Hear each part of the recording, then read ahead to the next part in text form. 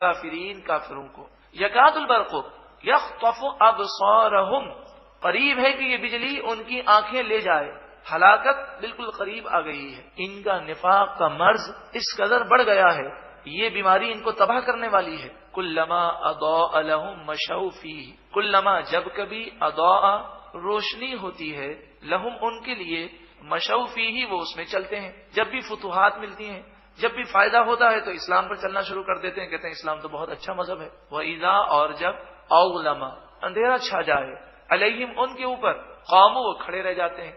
جب مشکلات آتی ہیں تو اسلام پر چلنا چھوڑ دیتے ہیں۔ اس کی مثال ہم اس طرح دے سکتے ہیں کہ بعض لوگ وہ ہوتے ہیں کہ نماز اللہ کی رضا کے لیے نہیں بلکہ اپنے مشکلات کے حل کے لیے پڑھتے ہیں۔ اب نماز پڑھنا شروع کریں اور مشکلات حل ہو جائیں تو نماز پڑھتے رہتے ہیں، اور اگر نماز پڑھنا شروع کریں اور مشکل جیسی ہو ویسی ہی رہے تو بسا اوقات وہ بد نصیب نماز کو چھوڑ دیتے ہیں اور کہتے ہیں مجھے تو کوئی فائدہ نظر نہیں آتا، وظیفہ پڑھنے کا کوئی فائدہ نظر نہیں آتا۔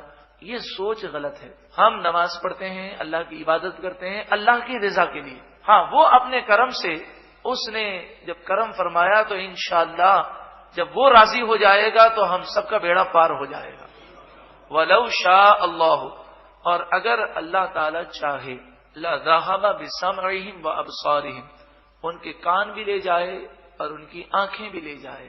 اللہ تعالی چاہے تو ان کے کان بھی لے جائے اور ان کی آنکھیں بھی لے جائے، یعنی اللہ تعالی منافقوں کو تباہ کرنا چاہے تو وہ کر سکتا ہے۔ تو منافق یہ نہ سمجھیں، کافر یہ نہ سمجھیں، دشمنان اسلام یہ نہ سمجھیں کہ اللہ تعالی نعوذ باللہ من ذالک کچھ نہیں کر سکتا۔ دشمنان اسلام ایک قدم بھی نہ چل سکیں، مگر اللہ تعالی کی حکمت ہے، اس نے ڈھیل دی ہے۔ تم اللہ تعالی کو مجبور مت سمجھنا، بے بس مت سمجھنا۔ ان اللہ علی کل شیء قدیر، بے شک اللہ ہر چاہت پر قادر ہے، وہ جو چاہے کر سکتا ہے۔ وہ رب العالمین جب ابابیل جیسے معمولی چھوٹے پرندوں سے وقت کی سپر پاور کو پھوسا بنا سکتا ہے تو وہ چاہے تو امریکہ اور جو بھی حکومتیں اگر اسلام کے خلاف کھڑی ہوں تو وہ چاہے تو سب کچھ کر سکتا ہے۔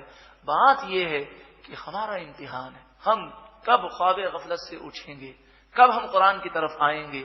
یہی پیغام ہے، یہی عزم ہے، یہی سوچ ہے کہ ہم قرآن سے محبت کرنے والے حقیقی بن جائیں، قرآن کو سمجھیں، قرآن کی دعوت عام کریں۔